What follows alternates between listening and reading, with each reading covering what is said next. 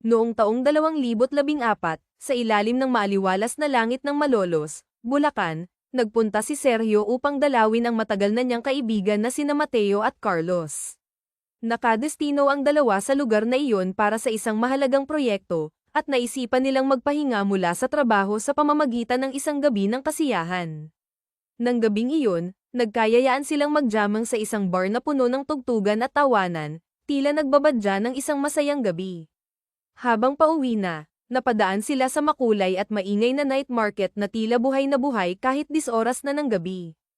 Ang mga ilaw ng mga tindahan ay kumikislap, at ang amoy ng iba't ibang pagkain ay sama-sama sa hangin. Sa gitna ng ingay ng mga tao at tawaran, biglang narinig nila ang malakas na boses ng isang dalaga na tila nagmumula sa isang maliit na pwesto sa gilid ng daan. "Bili na kayo. Sabon pampaputi, siguradong epektibo. Pati kilikili mong maitim, tiyak na puputi. Bili na kayo," sigaw ng dalaga, puno ng sigasig habang hawak ang isang maliit na sabon. Katabi niya ang isang matandang babae na tahimik na nakaupo, tila nagmamasid lamang. Napahinto si Sergio, at may halong pag-aalangan at pagkutsa niyang tiningnan ang hawak ng dalaga.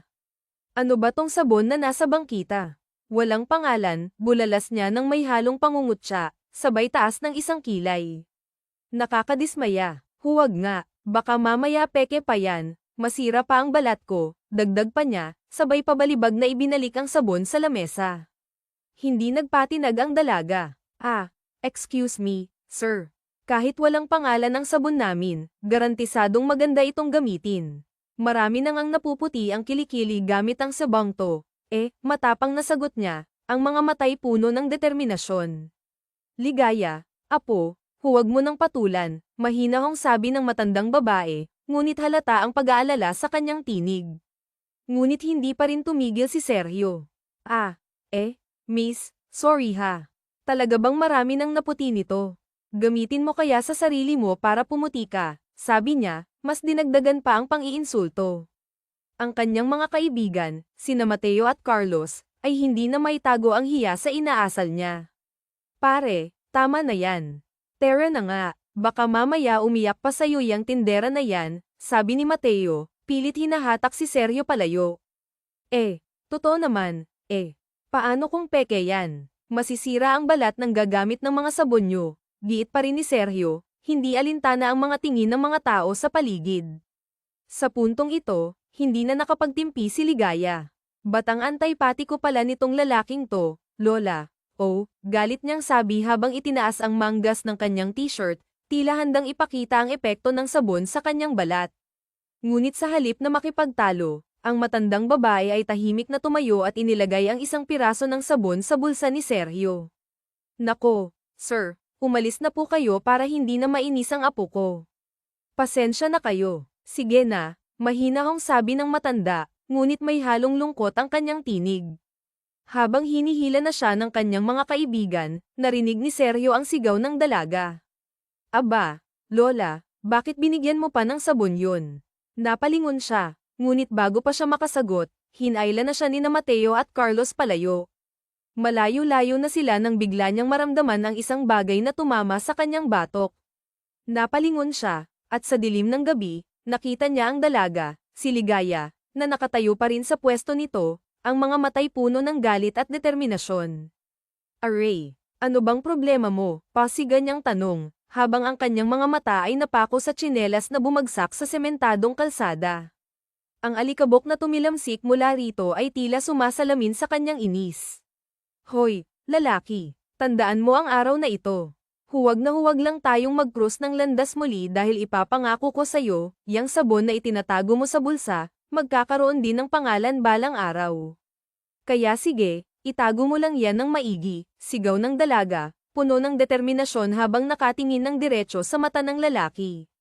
Napangisi si Sergio, sabay hagakak na tila ng aasar. "Miss, bago mangyari ang pinagsasasabi mo, kailangan mo muna ng 1 bilyong swerte." "Hindi sapat ang tapang lang," sagot niya, na sinundan ng nakakalokong tawa. Ngunit hindi natinag ang dalaga. Sa halip, mas lalong nagningning ang apoy sa kanyang mga mata. "Hindi ko kailangan ng swerte. Ang kailangan ko ay pagkakataon at biyaya. Tandaan mo yan," sagot niya, puno ng kumpiyansa, bago siya tumalikod at naglakad palayo. 10 taon ang lumipas. Heto na ngayon si Ligaya, masiglang bati ng isang babae mula sa kabilang linya ng kamera. Ang kanyang ngiti ay kasing liwanag ng araw, at ang kanyang boses ay puno ng sigla. Maraming salamat sa lahat ng nag-order ng aming produkto. Sa loob ng 2 hanggang 3 araw, tiyak na nasa inyo na ang mga sabon na binili ninyo. Maligayang buhay sa inyong lahat. Bye-bye. At sa isang kumpas ng kamay, natapos ang kanyang live broadcast. Bes, bakit ka nag-off leave agad? Grabe ka naman. Ang dami pang gustong bumili, reklamo ni Amelia, ang kanyang matalik na kaibigan at katuwang sa negosyo, habang nagmamadaling lumapit sa kanya. Alam mo ba na kung ibang kumpanya yan, hindi titigil hanggat hindi nauubos ang stock? Pero ikaw, parang sinasayang mo ang oras at kita. Ngumiti si Ligaya, ngunit sa likod ng ngiti ay may halong pagod. Amelia, hindi pa ba sapat ang 2 milyong kita para sa araw na ito? 2 milyon, bes. Lahat ng followers ko bumili, hindi lang isa, kundi maraming produkto pa. Hindi ba sapat yun para bigyan natin ng pahinga ang mga sarili natin at ang staff? Gusto mo ba na ang may-ari mismo ang maghabol sa pera? Hindi ako ganun, no. Nakikita ko nang napapagod na ang lahat. Sapat na ang benta natin para ngayon. Hayaan mo naman silang makapagpahinga. Napabuntong hininga si Amelia, ngunit hindi pa rin napigilan ang magbiro. Oh, sige na nga, ikaw na ang santa sa ating dalawa. Ako na lang ang sentita, sabi nito habang tumatawa. Ngumiti si Ligaya, ngunit halata sa kanyang mga mata ang pag-aalala para sa kanyang mga tauhan. Hay nako, Amelia, magpahinga ka na rin. Pagod na rin yan utak mo, kaya ka nagiging makulit. Fine, fine. Pero ikaw pa rin ang santang walang love life, pang-aasar pa nito. Napasimangot si Ligaya. Madalas na niyang naririnig ang biro na iyon mula sa kaibigan. Maraming nanliligaw sa kanya, pero tila wala siyang nakikitang interes. Para bang may hinihintay siyang tao, isang taong hindi niya alam kung sino o kailan darating. Oo na, santang walang love life, pang-aasar na dugtong pa ni Amelia, habang iniikot ang mga mata na para bang sinasadyang inisin si Ligaya. Napabuntong hininga si Ligaya, sabay Simon got na tila ba sanay na sa ganitong biro ng kaibigan. Maraming nanliligaw sa kanya, mga negosyante, propesyonal, at maging mga kilalang personalidad, pero tila wala siyang interes. Hindi dahil sa wala siyang oras, kundi parang may hinahanap siyang hindi niya maipaliwanag. Para bang may isang taong dapat niyang hintayin, kahit hindi niya alam kung sino o kailan darating. Ma'am, siya nga pala, sabat ni Elsa, ang kanyang masipag na assistant, na may dalang clipboard. May gusto pong mag-interview sa inyo sa susunod na araw. Sikat na po kayo. Ang dami pong nag-aabang na marinig ang kwento ng tagumpay nyo. Kana talaga, madam, natutuwang dagdag pa ni Elsa, halos mapatalon sa excitement. Ngunit napailing si Ligaya. Nako, wala akong time sa ganyan. Sabihin mo na, ayokong magpa-interview. Hindi ako artista o celebrity, no, sagot niya, na may halong inis ngunit nananatiling kalmado ang tono. Madam Ligaya naman, bulalas ni Amelia, halos hindi makapaniwala. Minsan lang makikita sa TV ang pinakabago at sikat na CEO ng sabon, ayaw mo pa. Hindi mo ba naiisip kung gaano kalaking exposure yun para sa kumpanya mo? Tumitig si Ligaya kay Amelia, seryoso ang mukha. Ayoko ng showbiz, gusto ko ng tahimik at pribadong buhay. Tama na sa akin ang mga blessing na ito na ibinigay ng Diyos. Hindi ko kailangan ng kasikatan, okay. Tumayo siya, kinuha ang kanyang bag, at iniwan ang mga kasama. Tumungo siya sa stockroom, kung saan mas komportable siyang mag-isip ng mag-isa. Samantala, sa kabilang bahagi ng lungsod, isang tensyonado at magulong eksena ang nagaganap sa Mercados Building. Ang korporasyong pinaghirapan ng pamilya Salazar ay nasa bingit ng malaking krisis. Ano? Paanong nangyari yun? Paanong nag-attract ang mga bagong investors? Sigaw ni Sergio, ang CEO ng kumpanya, habang galit na nakatingin sa kanyang secretary na si Jimmy. Ang kanyang mga kamao ay mahigpit na nakatikom, at ang kanyang mga mata ay nagliliyab sa galit. Sir, pasensya na po kayo, pero iyon po ang ibinalita ng chairman ng board members, nanginginig na sagot ni Jimmy, halos hindi makatingin ng diretso sa kanyang boss. Ang tanong ko, paanong nangyari yun? Hindi ba tayo pa nga ang kumausap sa kanila? Isa-isa nating binigyan ng oras ang 5 investors na yan. Paanong inatrust nila ang napagkasunduan? Galit na tanong ni Sergio, halos tumalsik ang laway sa lakas ng kanyang boses. Sir, sa contract signing, hindi po kayo ang dumating. Doon po nila sinabi na hindi na raw nila itutuloy ang pagpirma sa kontrata. Mas gusto na lamang daw nila na mag-invest sa bagong kumpanya na sikat na produkto ngayon, ang soap opera, sagot ni Jimmy, halos pabulong dahil sa takot. Malakas na napamura si Sergio. What, Jimmy, naririnig mo ba ang sinasabi mo? Baguhan lang ang kumpanyang iyon.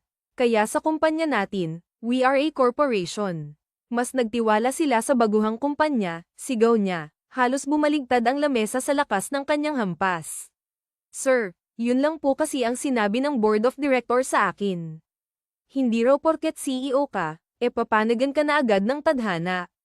At ang sabi pa po ni Mateo Ong Bautista, mag-ingat ka na raw po sa susunod. Kapag naulit po ang ganitong pangyayari, maaari ka nilang patalsikin bilang CEO, dagdag ni Jimmy, na halos manginig na sa takot. Ang mga salitang iyon ay parang mga punyal na tumama sa dibdib ni Sergio. Malakas niyang naihampas ang 2 palad sa ibabaw ng lamesa. Ang kanyang titig ay matalim, at ang kanyang galit ay hindi may tatago. Agad na tumalikod si Jimmy at nagmamadaling lumabas ng opisina. Sakto namang dumating ang kanyang stepmother na si Ginang Eloa at ang kanyang kapatid na si Isabela Salazar, parehong mukhang nag-aalala sa bigat ng tensyon sa opisina. What happened, anak? May nangyari ba? Ganoon na lamang ang panginginig ni Jimmy habang umaalis dito sa opisina mo, tanong ng Ginang, habang maingat na lumapit sa kanya. Forget it, hindi na dapat kayo madamay sa problemang to, sagot ni Sergio, ngunit halatang nanginginig pa rin ang kamao niya sa galit. Kuya, malas kasi ang sinasabi sa horoscope mo ngayon, kaya hindi na ako nagugulat, bulalas ni Isabela, na abala pa rin sa pagbabasa ng horoscope sa kanyang cellphone. Pwede ba? Kung wala kang magandang sasabihin, umalis ka na sa harapan ko. Tigilan mo na ang kababasa mo ng mga ganyang walang kwentang bagay, sanggal niya sa kapatid, halos sumabog na sa galit. Ang sanggit, kaya ka lalong minamalas, sagot ni Isabela, sabay irap. Ala, tama na yan. Huwag mo nang gatungan ang galit ng kuya mo, saway ng kanilang ina-inahan, na halatang naiipit sa tensyon ng magkapatid. Ngumuso si Isabela at ibinalik ang atensyon sa cellphone. Si Sergio naman, hindi na nakayanan ang bigat ng sitwasyon. Tumayo siya mula sa kanyang swivel chair, kinuha ang suit jacket, at nagdesisyong umalis. Ma, I have to go, maikli niyang palem, bago tuluyang lumabas ng opisina. Sa kanyang isipan, isang tanong ang paulit-ulit na bumabagabag, paano ko maibabalik ang lahat ng ito? Saan ka naman pupunta? Hindi ba dapat ayusin mo muna ang problema mo? Tanong ng ina ni Sergio, na halata ang pagkabahala sa kanyang boses. Isa pa, may suggestion ako. Ma, patutunayan ko sa kapatid kong hindi ako malas at hindi minamalas ang pamumuno ko. Madiing tugon ni Sergio, na tila ba pinipilit kumbinsihin ang sarili. Patutunayan ko rin kay Mateo Ong Bautista na hindi niya ako dapat maliitin. Pangangalagaan ko ang posisyon ko bilang CEO. Hindi na hinintay ni Sergio ang sagot ng ina. Umalis siyang daladala ang mabibigat niyang hakbang, puno ng galit at determinasyon. Alam niya sa sarili na may tao sa likod ng lahat ng nangyayaring ito. At hindi siya titigil hanggat hindi niya natutuklasan kung sino iyon. Malalaman ko rin kung sino ang sumasabotahe sa akin, bulong niya sa sarili, na puno ng galit at determinasyon. Sa paglalakad niya sa isang mall, paimpol niyang tiningnan ang mga produkto ng kanilang kumpanya na nakadisplay sa mga tindahan. Napansin niya na marami pang stock ng kanilang mga pabango kumpara sa ibang brand. Ngunit ang higit na umagaw ng kanyang atensyon ay ang mga sabang may pangalang, soap opera, na gawa ng Opera Soap and Beauty Products. Baguhan lang ang kumpanyang iyon, ngunit tila ba mabilis itong sumikat, lalo na sa online selling. Talagang malaki ang naging parte ng online sa mga baguhang kumpanya, napapailing niyang sabi sa sarili, habang pinagmamasdan ang mga produkto. Ang bango talaga ng sabang soap opera, no? Baliw na talaga ako sa sabang to. Alam mo yun, yung tipong parang perfume na ipinapahid sa katawan. Ang bango sobra, bulalas ng isang mamimili sa mga kasama nito. Nagtatawanan ang mga ito habang masayang inaamoy ang hawak nilang sabon. Oy, grabe ha, Mahirap lang daw dati ang CEO at owner ng sabang to. Hanggang ayun nga, nakilala ang sabon nila. Pero super down to earth pa rin daw siya, dagdag pa ng isa. Hindi lang yun, segunda ng isa pang babae. Continuous hiring sila at napakabait sa mga empleyado. Nalaman ko rin sa isang friend ko na ang dami ng benefits nila at may mga bonuses na natatanggap. Ang sabi pa nga ng kaibigan ko, willing daw ang CEO na magbigay ng health insurance sa mga empleyado. Kaya lalong pinagpapala siya, sabi pa ng isa. Napansin ng mga babae na nakikinig si Sergio sa kanilang usapan, kaya masama ang tingin ng mga ito sa kanya. Agad siyang naglakad palayo, pilit na nilalabanan ng inis na nararamdaman. Ano ba yan? Baliw yatang lalaking yun, narinig niyang sabi ng isa sa mga babae, ngunit hindi na siya lumingon. Hindi niya napigilan ang sarili at napasabunot sa buhok. Ano pang nangyayari sa akin? Kainis talaga, bulalas niya, sabay lakad pabalik sa kotse. Sa kabila ng kanyang galit, hindi niya napigilan ang curiosity kaya nahanap niya ang lokasyon ng Opera Soap and Beauty Company. Ngunit hindi niya nagawang pasukin iyon. Sa halip, napadpad siya sa isang bar na malapit doon. Hindi niya namalaya na naparami ang kanyang inom, dahilan upang siya'y malasing ng husto. Pauwi na siya nang biglang tumigil ang kanyang kotse sa gitna ng kalsada. Galit na galit siyang lumabas at sinubukang tingnan ang makina. Buwisit, bakit ngayon ka pa nasira? Malakas niyang sigaw, sabay sipa sa kotse.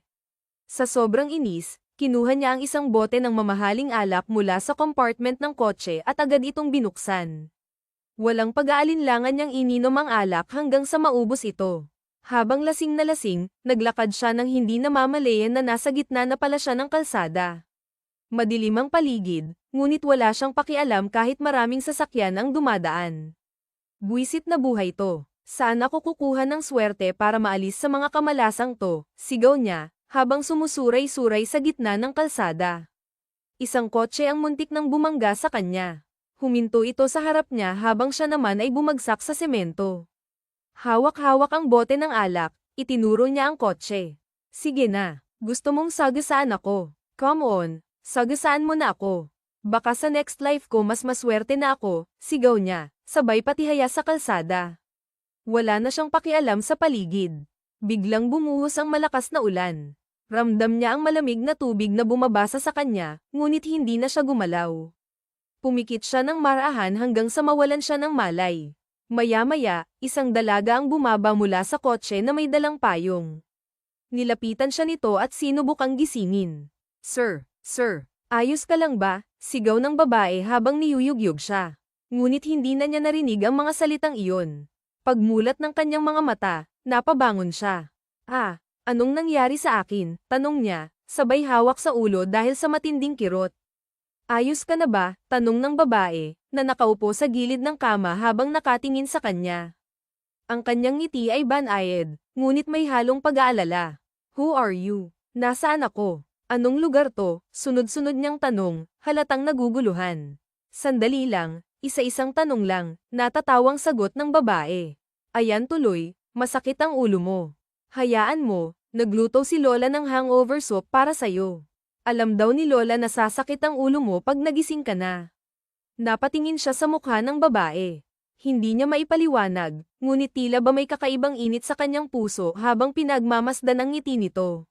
Sino ka ba? At bakit ka pang ngiti-ngiti dyan? Hindi nakakatawa, ha? Inis niyang sabi, sabay pilit na bumangon mula sa kama. Oh, tutulungan na kita, alok ng babae, sabay tayo upang alalayan siya.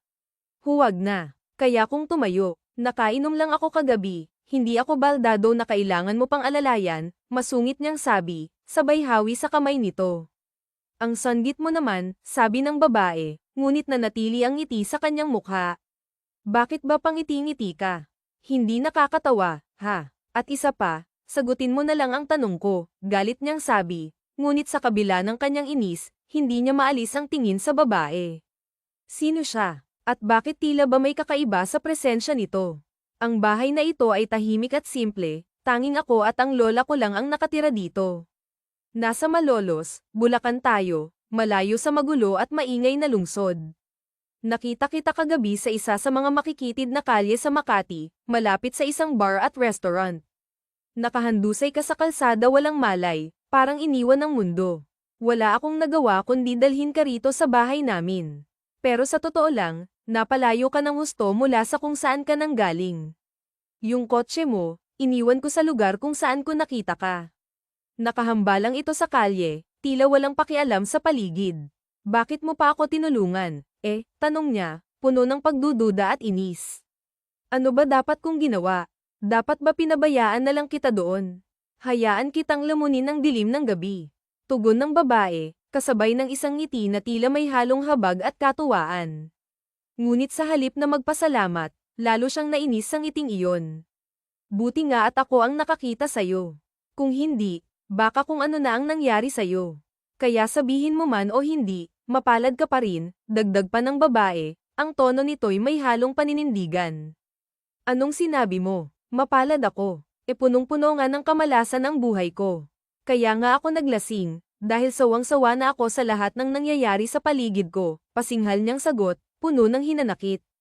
Ako nga pala si Marisol Reyes, pakilala ng babae nang walang bahid ng galit sa tono nito. At ang lola ko naman ay si Mercedes Pinagpala. Huwag mong ulitin ang salitang malas ka. Walang taong malas. Kung minsan, nasa mga desisyon natin kung bakit nagiging gulo ang mga bagay-bagay, paliwanag nito, ang boses ay puno ng paniniwala at kabaitan. So, sinasabi mong ako ang may kasalanan. Na ang lahat ng nangyari sa akin ay dahil sa mga maling desisyon ko. Naiirita na naman niyang sagot, tila hindi matanggap ang sinabi ng babae. Maya-maya pa, tatlong magagaan na katok ang narinig nila mula sa pintuan. Pareho silang napatingin sa direksyon nito, at bumungad ang isang matandang babae na may dalang tray. Sa ibabaw ng tray ay may isang mangkok na umaaso pa, halatang bagong luto. Oh, mabuti naman at gising na ang bisita natin, nakangiting bati ng matanda, ang mukha nito'y puno ng init at kabutihan. Nagluto ako ng hangover soup para sayo. Noong buhay pa ang asawa kong si Mateo, madalas ko itong niluluto para sa kanya. Pero simula nang mawala siya, hindi ko na ito nagawa ulit. Mabuti na lang at pinaalala mo sa akin ang masayang alaala ng pagluluto para sa kanya, kwento ng matanda, tila hindi alintana ang pagiging estranghero ng kanilang bisita. Gusto sana niyang barahin ang matanda, ngunit hindi niya magawa. Sa halip, tila nawala ang kanyang inis habang pinagmamasdan ang dalawang babaeng nasa harapan niya. May kung anong init at kaginhawaan sa presensya nila na hindi niya maipaliwanag. Kinuha niya ang mangkok at sinimulang higupin ang mainit na sabaw. Ang unang lagok pa lang ay tila nagbigay na ng ginhawa sa kanyang katawan at isip. Salamat po, mahina niyang sabi, halos pabulong, ngunit totoo ang pasasalamat sa kanyang puso. O siya, maiwan ka na namin ng apo ko para makapagpahinga ka pa, sabi ng matanda, sabay hawak sa braso ni Marisol. Salamat po, Lola, tugon niya, ngayon ay mas magaan na ang pakiramdam. Siya nga pala, Iho, ano bang pangalan mo? Hindi namin alam ang pangalan mo, tanong ng matanda bago sila tuluyang umalis. Ako po si Juanito Salazar. Pasensya na po sa abala, sagot niya, bahagyang nahihiya. Ganun ba? Kung ano man ang pinagdadaanan mo, Juanito, naway patnubayan ka ng Diyos, wika ng matanda, bago tuluyang lumabas ng silid kasama si Marisol. Matapos maubos ang sabaw, nagdesisyon siyang maligo. Pumasok siya sa banyo at hinayaan ang malamig na tubig na hugasan ang bigat ng kanyang pakiramdam. Pagkatapos ay nagbihis siya gamit ang mga damit na tila bagong bili. Plano niyang umalis na lamang at magtaksi pabalik ng Makati. Ngunit bago siya tuluyang umalis, napadungaw siya sa beranda.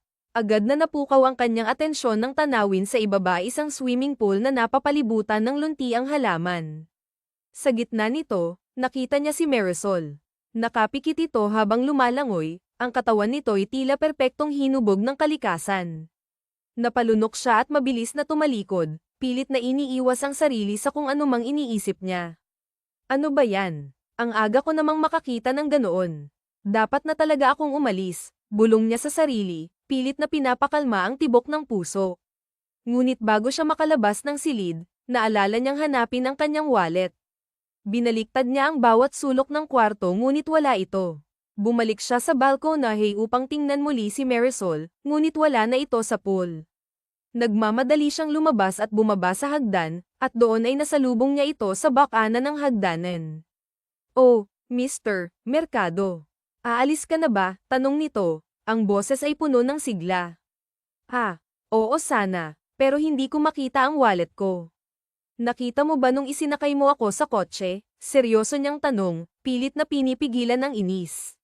Wala ka talagang wallet, pati cellphone wala ka rin. Kaya nga napilitan akong iuwi ka rito sa Malolos. Wala akong matawagan kahit sino sa mga kakilala mo, sagot ni Marisol, tila nag-aalala.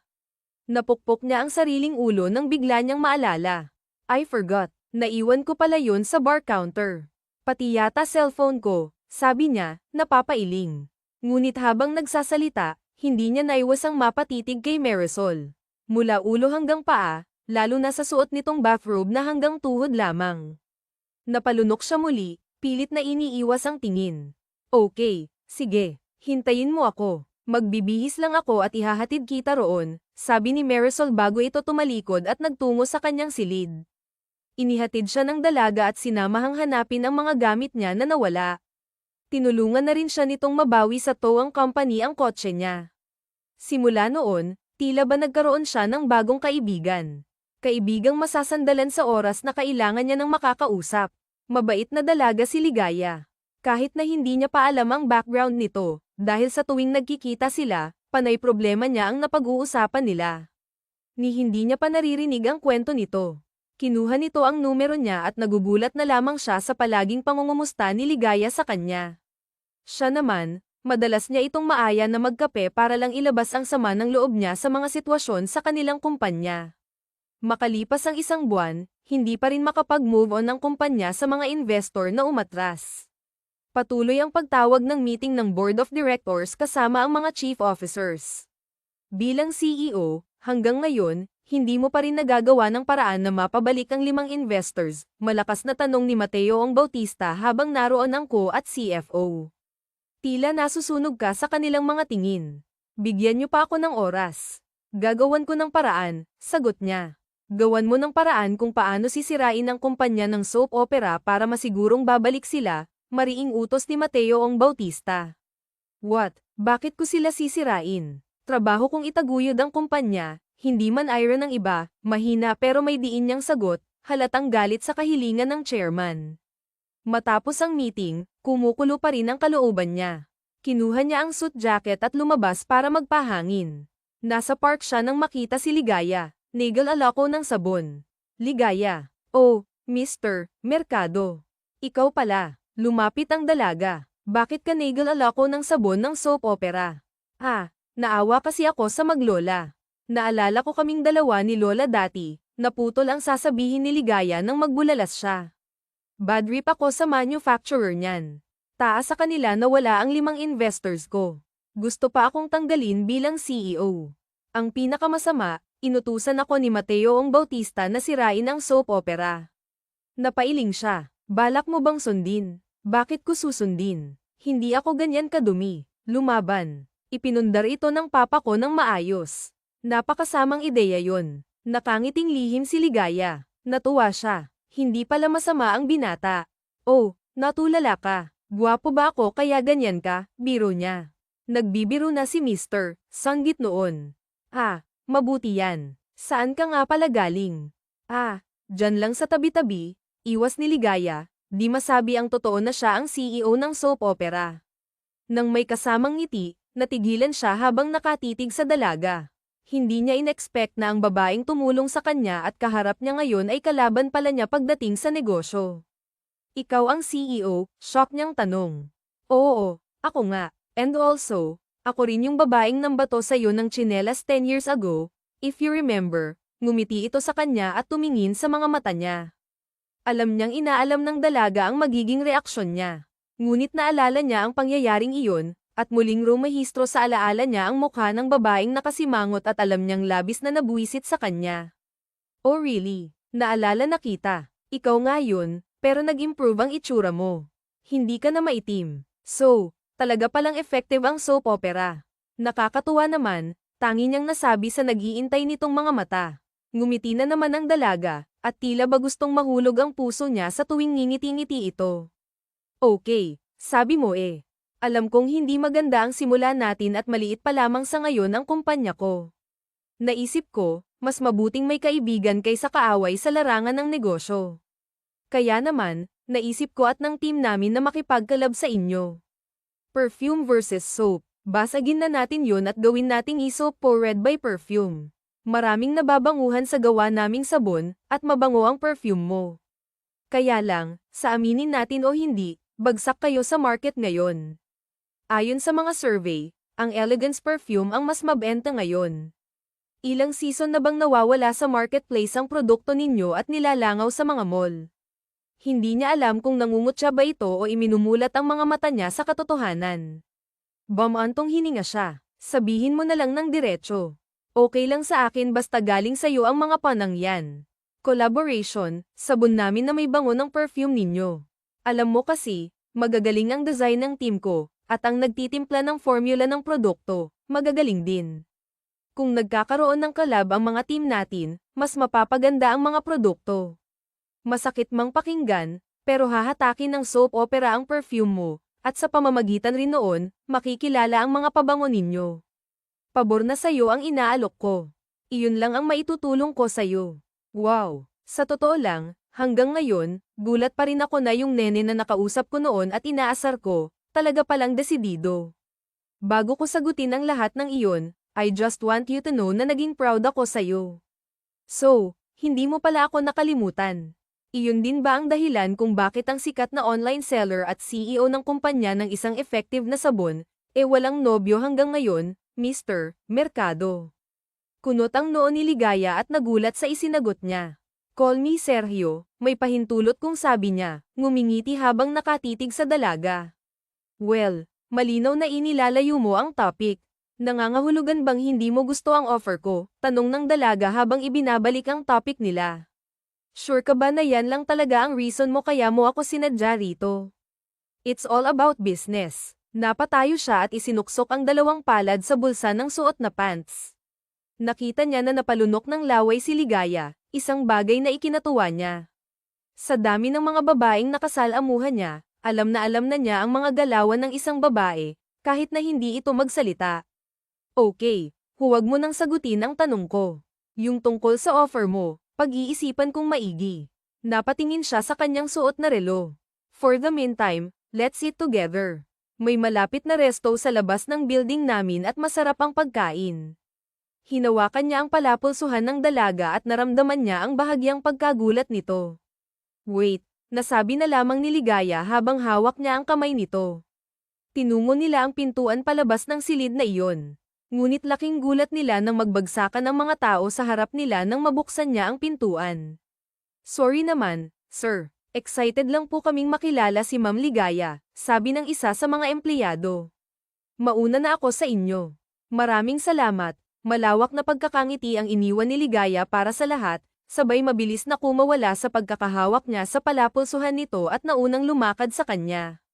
Kayo lahat, back to work after lunch. Utos niya sa mga ito, tapos sinundan ang dalagang nagmamadaling sumakay ng elevator. Mabuti na lang at naagapan niya ang pagsara ng pintuan noon nang pumasok siya. Nagtaka si Ligaya nang naglabasan ang lahat ng mga tao roon na kasabay na sana niya pababa. Teka, ba't bumaba sila? Akala ko hanggang ground floor sila, ang awat pa sana ng dalaga sa mga tao. Dahil iyon sa nandito ako.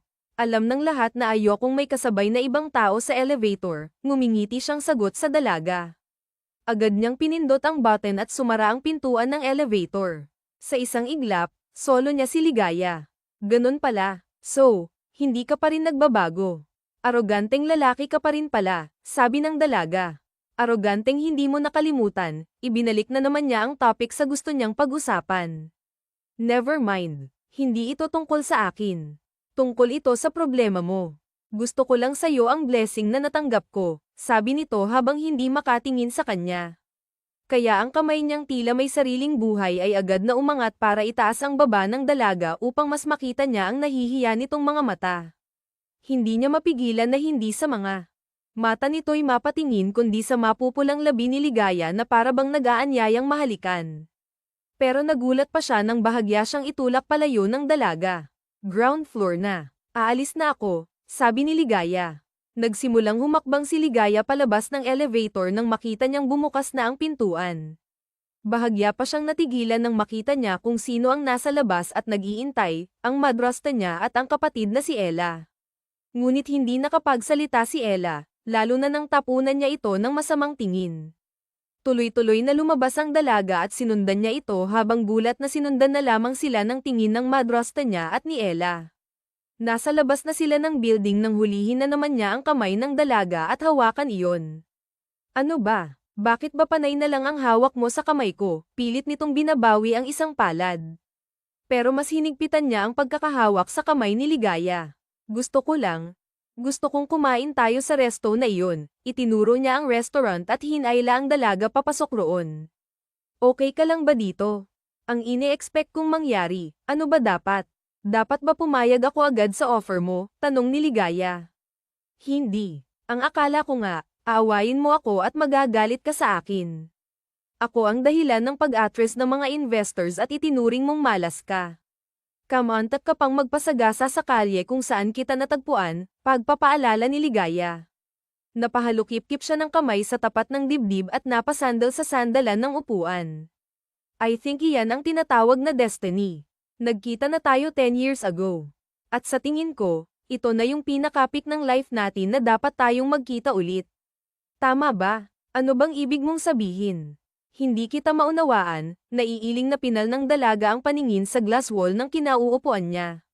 Ang gusto kong sabihin, kalimutan muna natin for a while ang business. Ayokong malimitahan ang mga pwedeng mangyari sa ating dalawa dahil lang sa negosyong yan, napangiti siya habang pinagmamasdan ang namumulang pisngi ng dalaga. Kaya nga ayokong nakikipag-date sa inosente. Napuna ang mga labi niya at napatingin sa waiter nang lumapit ito sa kanila. Can I have your order, sir? Tanong ng waiter. Yes, yung dating gawi. Apple juice lang sa akin, tipid na sabi ni Ligaya. Apple juice lang. No, kumain ka, yung tulad ng order ko, agad niyang sabi sa waiter. Umalis ang waiter at nakatingin lang sa kanya si Ligaya. Sergio, siguro ang dami mong babaeng dinala sa lugar na to, no? Hindi ko makalimutan yung babaeng kasama mo. Mahilig ka ba sa babaeng kabaret? Seryoso ang mukha nito na nagtanong, nakatitig rin sa mga mata niya. Ah, ang tingin mo pala sa akin. Kaladkaring lalaki. Hindi namimili. Hindi ba playboy ka yata? Pero okay lang, hindi yun ang topic. Ang issue rito, natigilan si Ligaya nang dumating ang order nila. Nang laki ang mga mata nito dahil nakitang ang daming pagkain. Ha, ang dami naman nito. Mauubos mo yan. Okay lang. Ako ang magbabayad. Bakit ka nag-aalala? Hindi issue yan. Ang issue, ang dami. Hindi natin kayang ubusin. Wait, tumingin ito sa waiter. Pakibalot ang iba. Siya naman ang magbabayad. Sabi nito sa waiter, tapos tumingin muli sa kanya. Dadalhin ko para sa mga staff ko. For sure, gutom din ang iba sa kanila. Naalala niya ang mga sinabi ng mga bumibili ng sabon dati. Si Ligaya, isang mahirap at namumuhay ng simple, pero ng araw na iyon, may naunawaan siya. Hindi nga lang ito basta sinuwerte kundi pinagpala. Alam mo kung bakit naabot mo ang mga pangarap mo na para ka lang namimitas ng prutas sa isang puno na mababa ang pagkakatubo. Mabuti kang babae, Ligaya, kaya bagay sa iyo ang apelyido mo, sabi niya habang nakatitig lang sa dalaga. Katulad ng sinabi ko, hindi ako naniniwala sa kamalasan at swerte. Ang pinaniniwalaan ko, pagpapala na galing sa kanya, at alam ko na hindi iyon mauubos, sagot ni Ligaya.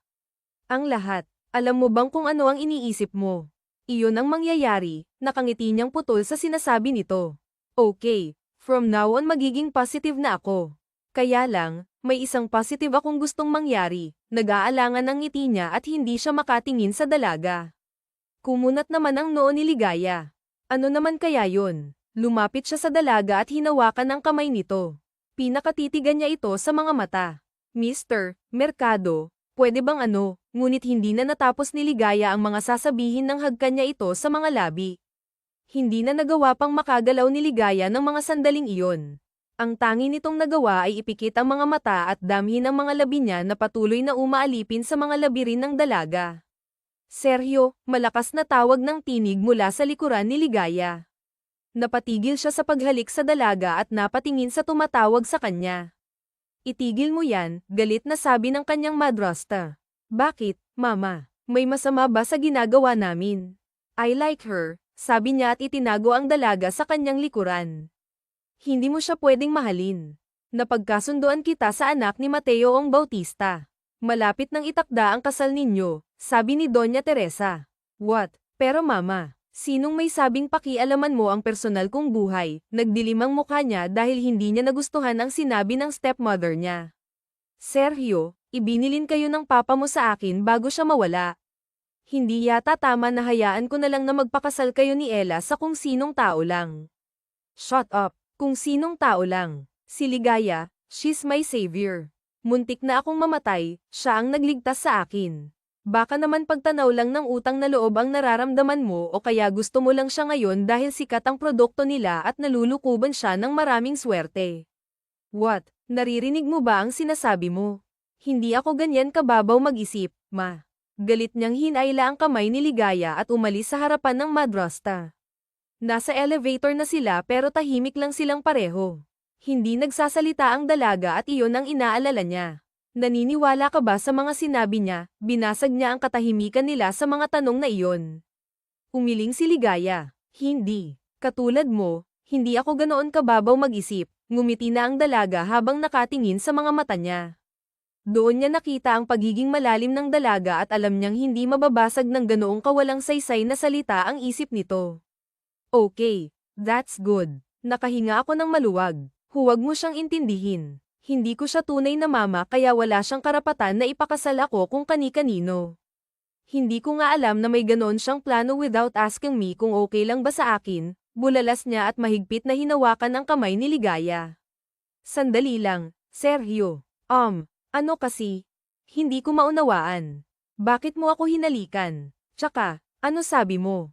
Gusto mo ako? Ano ba talaga ako sa'yo? Tanong ni Ligaya at nakita niya ang naguguluhang tingin nito sa kanya. Bamantong hininga muna siya bago sana sagutin ang tanong ni Ligaya pero bumukas ang pintuan ng elevator. Kaya mas inuna nila ang lumabas roon. Humantong sila sa kotse. Saan mo gustong ihatid kita? Tanong na muna niya. Pwede ba sa lola ko sa Malolos? Tanong ng dalaga. Oo naman, syempre. Ihahatid kita roon, alanganin niyang tugon. Habang nagmamaneho, humahanap siya ng tiyempo para maipaliwanag sa dalaga ang tunay niyang nararamdaman. Ligaya, I think I'm falling in love with you. Sana paniwalaan mo ako. Natatakot kasi akong. Natatakot saan? Na baka isipin mong ginagamit mo lang ako. Ganyan ba ako kababaw sa paningin mo? Hindi, ha? Alam kong malinis ang puso mo at hindi ka makitid mag-isip. Alam kong hindi mo iyon iniisip. Pero kaya ako nagkakaganito, natatakot akong mabahiran ng masamang hangarin ng pagkagusto ko sa'yo. Natatakot ako na pasamain ito ng mga taong nais gamitin ang sitwasyon natin sa kasamaan. Mahal kita at ayokong guluhin kayo ng stepmother ko, paliwanag niya. Hinawakan ni Ligaya ang mga kamay niya at napatingin ito sa kanya. Alam mo ba kung ano ang matagal kong hinihintay? At mabilis lang pala kapag naramdaman na, nakangiting sabi ni Ligaya. Ano yun? Ang pag-ibig. Matagal kitang hinintay, 10 years. Pero ngayon nagkita tayong muli, parang ilang buwan lang nararamdaman ko na ang pagmamahal dito sa puso ko. Tulad pala ito ng nag-uumapaw na saya at tuwa, lalo na ngayon kasama kita. Pero sa isang banda, hindi kaya dahil ito sa dati ka nang nasa puso ko. Habang nagpapayaman kami ng lola ko, hindi ka nawala sa isip ko at sinabi ko sa sarili ko na darating ang araw na magkakross ang landas natin. At gusto kong ipakita sa'yo na naghintay ako sa'yo, mahinang sabi niya. Sabi ko na nga ba, hinintay mo ang isang aroganteng tulad ko. Sorry, nainis ba kita ng husto at hindi mo na ako nakalimutan matapos ang gabing yun? Oo, alam mo, gabi-gabi akong umiiyak ng dahil sa'yo. Tapak na tapak ang pride ko dahil sa mga ginawa mo. Pero nagpapasalamat pa rin ako sa'yo. Talaga, bakit? Dahil sa'yo nagsikap ako. Kami ng lola ko, ginawa namin ang lahat para mapaganda ang sabon hanggang sa nakakilala na kami ng mga tamang tao na tumulong sa amin para mas mapaganda ang formula ni lola. Nasabi ko noon na magkikita na tayo. Malapit na, saad pa ni Ligaya. Wait, you mean kilala mo ako? Oo, nalaman ko na isa kang bilyonaryo. Nasa dyaryo ang pagkamatay ng papa mo kaya alam ko na makikilala lang kita ng lubusan kapag napasok ko ang mundo ng pagnenegosyo. Hindi nga ako nagkamali, eh. Hindi namin alam na may ganon siyang plano, sagot ni Mateo. Parang nagiging malinaw na sa akin ang lahat. Hindi kaya siya ang nasa likod ng lahat ng mga pangyayari. Iniipit nila ako para kapag ipit na ako at gipit na gipit, gugustuhin kong magpakasal sa anak ni Mateo Ong Bautista. Sa tingin ko, may pinaplano ang stepmom natin, nasabi niya sa kapatid. Well, mukha nga, iyan ang unang gagawin ng isang taong may maitim na balak. Baka nga una pa lang, sinasabotahin na niya ang mga ginagawa mo para sa kumpanya dahil may maitim siyang agenda, sagot ni Ella. Paano yan, Sergio? Anong mangyayari niyan? Isa ka sa mga shareholder ng korporasyon, pati ikaw, Mateo. Bamaling din siya kay Mateo. Yes, member kami. So, in case, sigurado ba ako sa suporta ninyo? Oo naman. What are friends for? Ngumisi ang dalawa. Pero kilala niyang maloko ang mga ito. Siguraduhin niyo lang na hindi niyo ako iiwan sa ere, ha? Kahit na kailan, hindi ako magpapakasal sa anak ni Mateo Ong Bautista na si Rosana Bautista. Oo naman, dude. Maasahan mo kami, sagot ni Carlos. Tapos ay nag-apiran ang mga ito. Kinakabahan siya sa mga gagawin ng kanyang madrasta. Kaya naisipan niyang puntahan si Ligaya. Nagtungo siya sa factory nito. Ligaya, may naghahanap sa'yo sa labas. Ang gwapo. Siya na ba yun? Tanong ni Amelia habang kinikilig. Nako, ayan ka na naman. Huwag kang mangasar, ha? Baka mamaya, isipin nun ikinukwento ko siya sa inyo, sagot ni Ligaya habang naglalakad. Nabangga pa ito sa katawan niya. Mabuti na lang at agad niyang nahawakan sa bewang ang dalaga. Sorry. Okay lang. Ayos ka lang ba? Oo naman. Ikaw ba? Tsaka, bakit narito ka? Gusto mo bang makita ang mga finished product? Oo sana. Nasaan ba? Kunwari niyang tanong dahil naiilang siya sa mga mata ng mga taong nakatunghay sa kanila. Pasensya ka na, ngayon lang sila nakakita ng totoong tao. Sorry talaga, sabi ng dalaga. Tapos hinawakan nito ang kamay niya palabas ng production area. Nagtungo sila sa stockroom kung saan naroon na ang mga finished product ng mga sabon. Doon pa lang ay naamoy na niya ang napakabangong halimuyak ng mga sabon. Ang amoy ng pinagsamang opera soap at More perfume. Lalaking-lalaki ang amoy. Ikaw ang naalala ko kapag naamoy ko ang mga ito. Bigla niyang nakabig ang dalaga. Hindi niya alam pero naging magaspang ang ugali niya, lalo na at alam niyang sila lamang dalawa ang naroon. Sergio, napapaligiran ng CCTV ang buong stockroom. Huwag kang agresibo sa ganitong lugar, nauutal na sabi ni Ligaya. Buti sinabi mo, para kasing pasensya ka na, sagot niya. Pero hindi niya naman mabitawan ang dalaga mula sa pagkakayakap niya. Bitawan mo na ako. Ang mabuti pa, sa opisina ko na lang tayo mag-usap. Baka mamaya, iba pa ang isipin nila sa atin, natatawang sabi ni Ligaya habang hawak ang kamay niya. Nauna itong lumakad palabas ng stockroom. Pagkapasok nila sa opisina ni Ligaya, nagulat siya nang hoiin nito ang kurtina at tumambad sa kanya ang kama ng dalaga. Dito rin kasi ako natutulog. Hindi na ako nakakauwi sa Malolos. Ang daming inaasikaso ngayon, lalo na malapit na ang launching ng product natin sa market. Siya nga pala, okay na ba ang lahat? Tanong ni Ligaya. Oo, okay na ang lahat. Naihahanda na ng team ko ang mga gagamitin sa product launch event. Huwag ka nang mag-alala pa, sagot niya. Umupo si Ligaya sa gilid ng kama. Sumunod siya at napaupo na rin doon. Bigla niyang hinarap ang dalaga dahil may naisip siyang sabihin. Ligaya, papayag ka bang magpakasal tayo? Gulat na tanong ni Ligaya. Bakit naman pabigla-bigla kang nagdedesisyon? Alam kong may maitim na balak si mama at hindi ako papayag na saklawan niya ang love life ko. Ikaw ang mahal ko at ikaw lang ang pakakasalan ko. Sana naman pumayag ka. Sigurado ka na ba sa pagmamahal mo sa akin? Sa nararamdaman mo sa akin? Ikaw yata ang dapat kong tanungin. Sure ka na bang mahal mo ako at pinagkakatiwalaan mo ako na kahit na anong sabihin nila, ako pa rin ang paniniwalaan mo? Oo naman. Mahal kita at sa'yo akong magtitiwala, determinadong sagot ni Ligaya. Kung ganun, bukas na bukas, magpakasal na tayo sa judge na kakilala ko. Okay. Determinado ring sagot nito. Kinabukasan, sinabi ni Ligaya sa kanyang lola na magpapakasal na sila ni Sergio. Pumayag naman ang matanda. Sa isang hotel sa Malolos sila ikinasal ni Ligaya para hindi makarating sa kanyang madrasta. Madrasta. Napakabilis ng naging proseso ng kanilang mga papeles dahil lahat iyon ay binayaran ni Sergio. Naroon ang kapatid niyang si Ella at mga kaibigan nilang sina Mateo, pati na si Amelia, at ang lola ni Ligaya. Ay ho, sa'yo ko ipinagkakatiwala ang apo ko ha. Huwag mo siyang sasaktan, habilin ni Lola Consuelo. Pangako, Lola, hindi ko siya sasaktan. Paliligayahin ko po siya habang buhay, sagot ni Sergio kay Lola Consuelo. Tapos, sumakay na sila sa kotse para sa kanilang honeymoon. Lola, ingat ka po ha. Amelia, ikaw na muna ang bahala kay Lola. 3 araw lang naman ang honeymoon namin. Kayo na ang bahala ha, naiiyak na sabi ni Ligaya. Iyon ang unang beses na lalayo siya ng matagal sa lola niya. Ano ka ba? Sa malapit lang naman tayong resort, sa may hot spring, sabi niya sa asawa. Oo nga, syempre, momentum ko ta. Gusto kong mag-emote, bawal ba? Naiiyak na sabi ni Ligaya. Hindi kasi ito makapaniwala na sa isang iglap, kasal na siya at may asawa na. Iyon pa ang taong hindi niya inakala na makakasama niya. Akala ko kasi dati suntok sa buwan na makita pa kitang muli. Sinong mag-aakala na ikaw pala ang magiging asawa ko? Umiiyak na sabi ni Ligaya. Kinuha niya ang isang kamay nito at hinaplos ng marahan habang nagmamaneho siya. Okay lang yan. Huwag ka nang umiyak.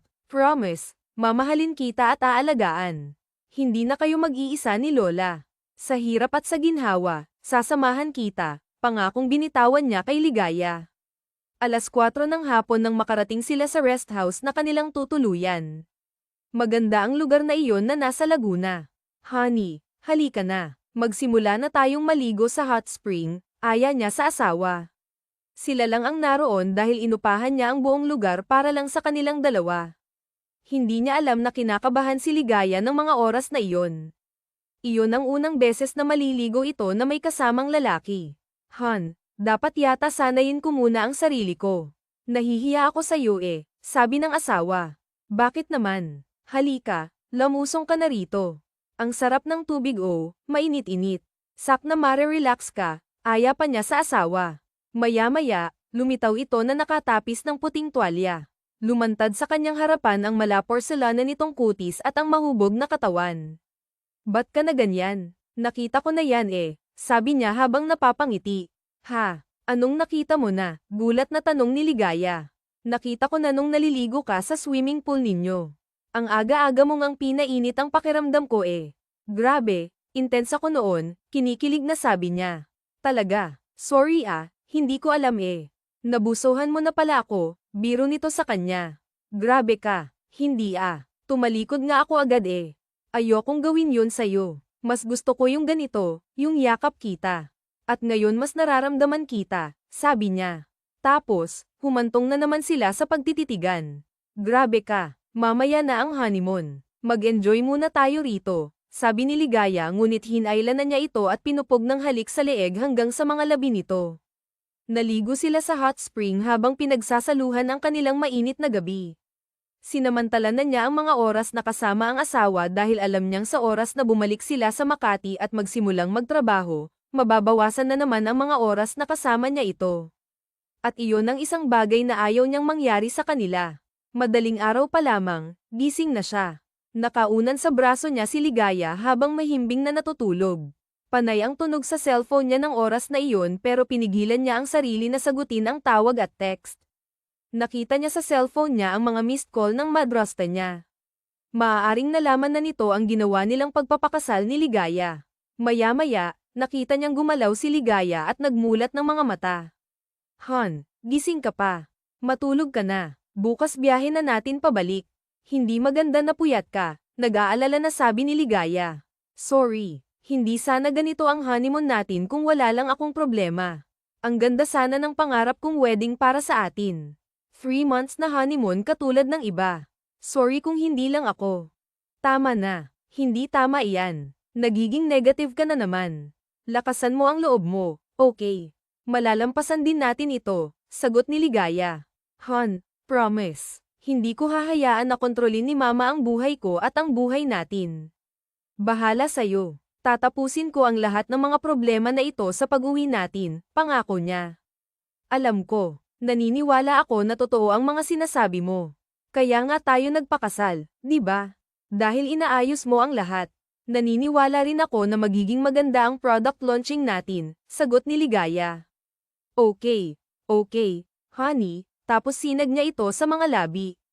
Mabuti naman. Tara na, matulog na tayo, sabi nito, at sabay na silang nahiga. Isang linggo na silang nasa Makati pero hindi niya kinakausap ang stepmom niya kahit na anong tawag nito. Minabuti niyang palipatan ng buong team ni Ligaya sa kumpanya nila para doon na rin makapag-office ang asawa. Abala silang lahat sa pag-aayos ng mga dekorasyon para sa product launching nang biglang lumitaw roon si Doña Teresa. Well. Talaga palang itinuloy mo ang panlalandi sa anak ko at ginamit mo ang mga sabang ito para siluin siya, galit na sabi ni Doña Teresa kay Ligaya. May kasama itong babae na hindi kilala ng asawa niya. Excuse me po. Mamaya pa po ang event, magalang na sabi ni Ligaya. Tonta, hindi kami basta bisita lang, sigaw nito kay Ligaya. Hindi mo ba kilala ang ina ng asawa mo? Tanong din ng isang babae, postura ito habang nakatunghay kay Ligaya. Kilala ko po, at alam kong matagal na siyang patay, sagot ni Ligaya. What? Stupida, galit na iniangat nito ang isang kamay para sampalin sana si Ligaya pero nasalag ito ang sampal na iyon. Bakit? Totoo naman po, hindi ba patay na ang tunay na ina ni na Sergio at Ella? Kasi kung totoong ina kanila at anak ang turing mo sa kanila, hindi mo siya pipiliting ipakasal sa isang babae na hindi naman mahal ni Sergio. Antipata ka. Ako ang pinag-iwanan sa kanila ng kanilang ama. Ako ang pwedeng magdesisyon tungkol dyan. Tama na, mama, malakas na sigaw ni Sergio. Lahat sila napalingon sa kanya. How dare you, Sergio? Inuubos ko lang pala ang oras ko sa pag-aalaga sa inyong magkapatid, susuwayin mo lang pala ako, sigaw ni Doña Teresa. Hindi, mama, ikaw ang umubos sa oras namin. Kinain mo yung oras na dapat sana ay masaya kami ni na Papa. Alam ko na ang totoong naganap. Plano mo ang lahat ng mga kapalpakang nagaganap sa kumpanya at ibinibintang mo pa sa kamalasan. Alam na namin ang totoo, mama. Anak mo ang babaeng yan at asawa mo si Mateo Ong Bautista. Pero para makakuha kayo ng limpak-limpak na pera at makabili siya ng assets at share sa korporasyon ni Papa, inakit mo ang papa ko at pinakasalan. Gumawa ka ng paraan para makuha siya. At ngayon, dahil hindi ka lubusang nagtagumpay, ako naman ang ginawa ninyo ng masama. Kaya pala puro palpak ang mga project na ginawa namin at marami na ring investors ang umaatres dahil tinatakot mo para iurong nila ang mga investment nang sa ganun mapapayag mo akong magpakasal o kaya ay matanggal bilang CEO. What? Anong sinasabi niya? Ikaw ang tunay kong mama, gulat na tanong ni Rosana Bautista. Hindi totoo ang lahat ng mga sinasabi mo, Sergio.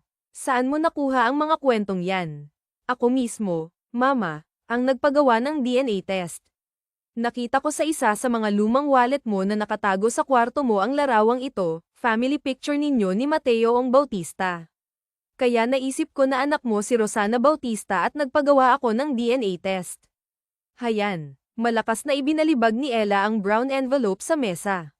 Envelope, paano mong nagawa ito sa akin? Ella, hindi ko akalaing ikaw ang unang nag-traitor sa amin. Niloko mo kami, pati na ang papa ko. Ginamit mo ang kalungkutan at pangungulila niya sa aming ina, tapos minanipula mo siya hanggang sa atakihin siya sa puso. Haharap ka sa salang attempted murder. Di ako naniniwala na wala kang ginawa para mawala ang papa ko. Pati ikaw, Mateo Ong Bautista, haharap kayo sa mga kaso. Malinaw na lahat ng pera mo na nakapangalan sa inyo ay galing din sa kumpanya, sabi ni Sergio sa kanyang itinuring na madrasta ng matagal na panahon. Maya-maya pa, hinuli sila ng mga pulis. Sergio, sigaw ni Doña Teresa. Hayaan mong makalaya si Rosana Bautista. Wala siyang alam, hindi niya alam ang lahat ng nagawa kong kasalanan, ng mga kasalanan namin ng ama niya, please. Napakiusap nito, ngunit sagot ni Sergio, kasama siya sa mga iimbestigahan, at wala kaming magagawa roon. Kung mapatunayang inosente siya, palalayain siya. Deklara niya habang masama ang tingin kay Rosana Bautista. Kinuha ng mga pulis ang 3 tao na minsang naging bahagi ng buhay nila at ipinasama pa niya ang iba pang nadawit sa imbestigasyon.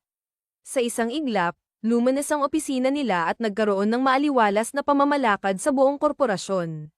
Si Sergio ang binoto ng lahat bilang bagong chairman ng board, at ipinasa niya sa kapatid na si Ella ang posisyon bilang CEO.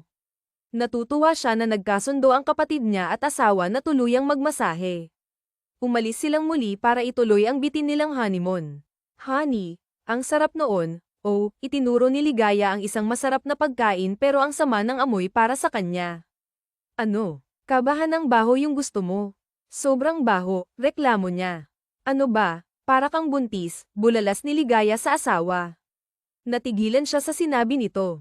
Honey, buntis ka na ba? Tanong niya kay Ligaya. Hindi naman. Ngunit natigilan din ito, nagbilang sa mga daliri. Hala, oo nga no. Mga 2 months na akong walang dalaw. Ha, baka naman delay lang. Hindi hindi pa ako delay kahit kailan, napapangiti nitong sabi sa kanya. Yes, mabilis niyang nabuhat ang asawa. Talaga, buntis ka na. Wait, honey, kailangan pa nating makasigurado. Baka mamaya hindi naman pala. Honey, sabi mo stay positive, di ba? Positive na yan para sa akin. Isang malaking biyaya ng Diyos ang magkaanak. Tama ka naman, Mr. Juanito Salazar. Tapos nayakap siya ni Ligaya at nahalikan sa kanyang mga labi. Kapwa sila masaya ng araw na iyon at nagtungo sa klinik. Nang makapunta sila sa klinik ng OBGYN, nalaman nilang positive na si Ligaya at 2 buwan na nga itong nagdadalang tao. Agad silang pinayuhan ng mga doktor na ingatan ang pagbubuntis ng asawa. Honey, excited na ako sa mga magiging anak natin. Sana lumaki siyang may positibong isipan at pagmamahal sa kapwa niya at sa atin, nasabi niya sa asawa habang nakatunghay sila sa madilim na kalangitan ngunit napupuno ng mga bituin. Han, salamat kasi nakilala kita. Salamat dahil pinagtagpo tayong muli ng tadhana. Walang saysay ang lahat ng mga pinaghirapan ko kung hindi kita nakilala at nakasama ngayon. Para lang akong tubig na natapon sa lupa, tapos matutuyo at mawawala sa mundong ito. Sadyang kailangan ng tao ng isang tao na mamahalin at makakasama sa lahat ng mga pagsubok. Kaya tama talaga si Lord na nilikha niya ang mga tao na may makakasama. At ang laki ng pasasalamat ko na ikaw ang nakasama ko. I love you, Sergio. Ikaw ang lalaking mamahalin ko hanggang sa dulo ng buhay kong ito, sabi ni Ligaya habang nakasandal sa balikat niya. Wow, honey, ang lalim mo talagang magsalita. Daig mo pa si Lola Consuelo, biro niya kaya marahan siya nitong nahampa. Pero para sa'yo, honey, kung ganyan ang tingin mo, mas lalo naman ako. Ako na ang pinakamaligayang tao at pinagpala dahil asawa ko si Ligaya. Pinagpala, yun lang, wala nang paliwanag pa. Napakalalim ng pangalan mong Ligaya, pinagpala. At ang pakiramdam ko nung nakilala kita, ako na ang pinakamaligayang lalaki sa balat ng lupa. Tapos hinagkan niya sa noo ang asawa. Huli na nang makita niyang nakapikit na pala ito at mahimbing nang natutulog. Muli niyang pinagmasdan ang asawa at hinagkan sa noo. 2 years later. Patuloy pa rin ang pamamayagpag ng soap opera Poured by Amore Perfume, at tuloy-tuloy pa rin ang pagtangkilik ng mga mamamayan sa kanilang negosyo na naging bahagi na ng kanilang buhay. Kampe para sa tagumpay, malakas na sigaw ni Ella habang nakataas ang kanilang mga baso. Masaya ang lahat dahil iyon na ang 2nd anniversary ng kanilang produkto at patuloy pa rin ang pagtaas ng demand nito sa market. Grabe ang lakas talaga ng soap opera. Akalain ninyo, nahatak talaga ang Amore Perfume. At dahil sa sabon na yan, mas naaalala nila ang amoy ng pabangong Amore Perfume. Congratulations, gawa natin to lahat, sabi rin ni Ligaya. Siya nga pala, kuya, okay lang ba sa'yo yung nabalitaan kung umalis ng bansa si Rosana Bautista? Tanong ni Ella. Hayaan mo siya, at least yung parents niya nakakulong pa rin naman. Napatawad ko na siya, sabi niya. At nang lapitan siya ni Ligaya, agad niya itong nahagkan kasama ang anak nilang si Joy. Wow, ang bait talaga ng papa namin. Say love to papa, Joy, sabi ni Ligaya. Love, papa, bulalas ng 2 taong gulang na bata. I love you, anak. Mahal ka ni papa, sabi rin niya habang kinakarga ang anak. I love you rin, honey, sabi ni Ligaya sabay yakap sa kanya. I love you too, honey, my lucky charm, bulong niya pa sa asawa. Nasabi ni Sergio sa sarili na gaano man kahirap ang buhay o mga problemang dumarating, hindi niya iyon dapat dinidibdib at maisip na bumitiw sa buhay. Dahil ang malas at swerte ay palaging magkabuntot. Ang inaakala niyang kamalasan ay pagpapala pala ng may kapal. Wakas.